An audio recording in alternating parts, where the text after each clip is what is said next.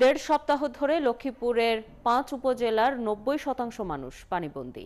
জেলার বেশিরভাগ ফসল নষ্ট হয়ে গেছে, মাছের ঘেরও প্লাবিত হয়েছে। সেখানকার খবর জানাচ্ছেন সহকর্মী আতোয়ার রহমান মনির।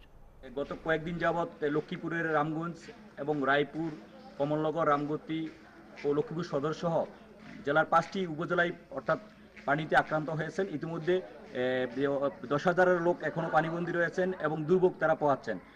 যারা এই ৪০,০০০-এর মতো আশ্রয়কেন্দ্রে উঠেছেন। তবে আজকে বেলা যখন বাড়ছে এবং বৃষ্টি আজকে নেই, যার কারণে অনেকটাই পানিবন্দী মানুষ তাদের কেউ তাদের বাড়ি ফেরত গেছেন এবং তারা বলছেন যে তাদের বাড়িতে গিয়েও তাদের মেরামত করতে হচ্ছে এবং পাশাপাশি তাদের দৈনন্দিন কাজকর্ম করার জন্য তারা নৌকা ব্যবহার করে তারা যাতায়াত করতে হচ্ছে। আমি যদি আপনাকে দেখাই যে এই যে দেখা যাচ্ছে যে দুইটি নৌকা আসতেছে, এই নৌকা মূলত এই নৌকাবাসী যারা পানিবন্দী রয়েছেন, এখানে ১০০-র উপরে লোক পানিবন্দী আছেন, তারা নৌকা দিয়ে যাতায়াত করছেন। এই খাল দিয়ে অর্থাৎ এই খাল দিয়ে যারা যাতায়াত করছেন তারা এই খাল একসময় ব্যবহার করতেন না, এটা অবহেলা অযত্নে ছিল এবং অনেক জায়গায় বাঁধ রয়েছে। যদি আমি ডান পাশ দিয়ে দেখাই, সেক্ষেত্রে এখনও বাঁধ আছে। এই বাঁধ যদি অপসারণ করা যেত তাহলে এই খাল দিয়ে যে পানি জলবদ্ধ থাকার কথা, তাহলে সেই পানি সরে যেত এবং মানুষ সেক্ষেত্রে এই জলের কারণে তারা আটকা পড়তো না, দুর্ভোগ পোহাতে হতো না।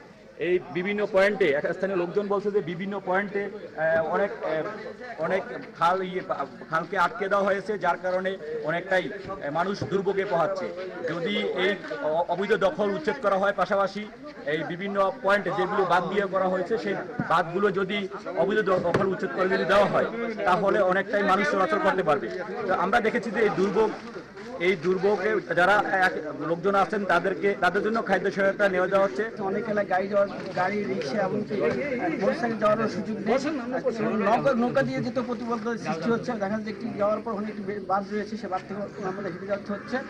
আজকে যারা পানিবন্দী রয়েছেন তারা বিত্তবান, কিন্তু বিত্তবান হওয়ার সত্ত্বেও খাদ্য সামগ্রী তাদের কাছে নেই, ওই এলাকার লোক যাচ্ছে না, কারণ ওরা কেনার জন্য যাবে, সেখানে তারা পানিবন্দী টয়লেটের অবস্থা নেই এবং কিছু পাক করবে যে তারও অবস্থা নেই। পানি আর পানি, কারণ ভারতীয় পরিকল্পিত সৃষ্ট বন্যায় আজকে আমরা নির্মিত। কিন্তু আমি ধন্যবাদ জানাই। আমরা দেখছিলাম যে উনি সাধারণ মানুষের পাশে দাঁড়িয়েছেন এবং তথা রামগঞ্জবাসী যে যারা 7টি ইউনিয়ন যে জলবদ্ধতায় আক্রান্ত অর্থাৎ যে বন্যায় আক্রান্ত, তাদের পাশে দাঁড়িয়ে এবং মূলত কাজ করছেন। আমরা তার এই প্রচেষ্টা এবং মানুষের পাশে দাঁড়ানো তাকে সাধুবাদ জানাই। তিনি বলছেন যে এইটা কোনো সাধারণত ত্রাণ সামগ্রী না, এটা হচ্ছে যে তারেক রহমান এবং বেগম খালেদা জিয়ার উপহার।